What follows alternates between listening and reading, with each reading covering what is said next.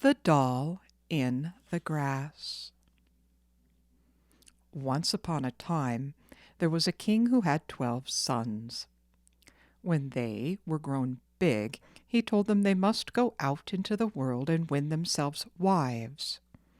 But these wives must each be able to spin, to weave, and to sew a shirt in one day, or else he wouldn't have them for daughters-in-law. To each son he gave a horse and a new suit of mail, and they went out into the world to look for their brides. But when they had gone a bit of the way, they said they wouldn't have Boots, their youngest brother, with them. He wasn't fit for anything. Well, Boots had to stay behind. He didn't know what to do or where to turn, and he grew so downcast that he got off his horse and sat down in the tall grass to weep. But when he had sat a little while, one of the tufts in the grass began to stir, and out of it came a little white thing. And when it came nearer, Boots saw it was a charming little lassie, a teeny bit of a thing. The lassie went up to him and asked if he would come down below and see Doll in the Grass. "Yes, I'd be very happy to," said Boots. So he went. When he got down, there sat Doll in the Grass on a chair.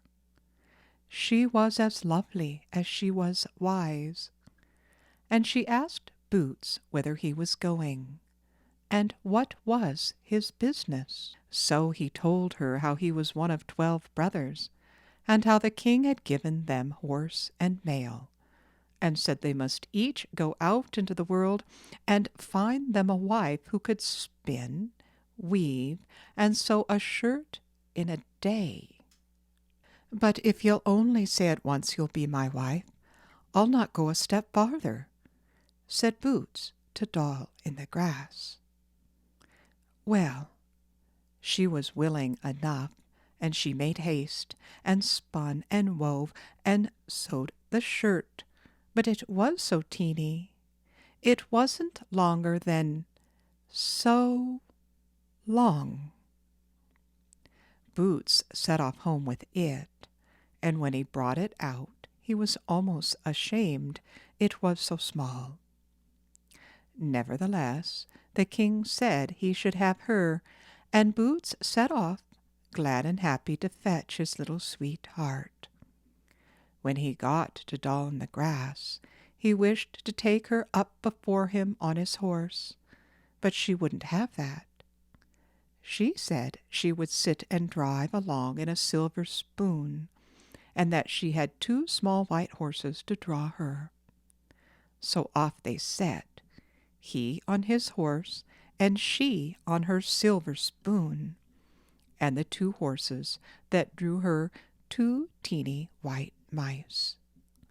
Boots kept to the other side of the road. He was afraid lest he should ride over her, she was so little. But when they had gone a bit of the way, they came to a wide lake. Here Boots' horse got frightened, and shied across the road and upset the spoon, and Doll in the Grass tumbled into the water. Then Boots was sorrowful, because he didn't know how to get her out again. But in a little while up came a merman carrying Doll in the Grass.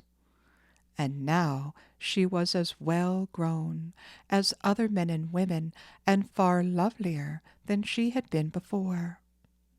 So Boots took her up before him on his horse, and rode on toward his father's house. When Boots got home, all his brothers had come back, each with his sweetheart.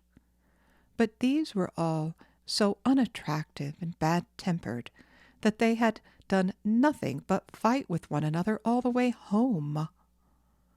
On their heads they had great, hideous hats that were daubed over with tar and soot, and the rain had run down off the hats onto their faces, till they had become far uglier and nastier than they were to begin with. When his brothers saw Boots and his sweetheart, they were all as jealous could be of her. But the king was so overjoyed with the beautiful doll in the grass that he drove all the others away. So Boots held his wedding feast, and he and Doll in the Grass lived happily together ever after.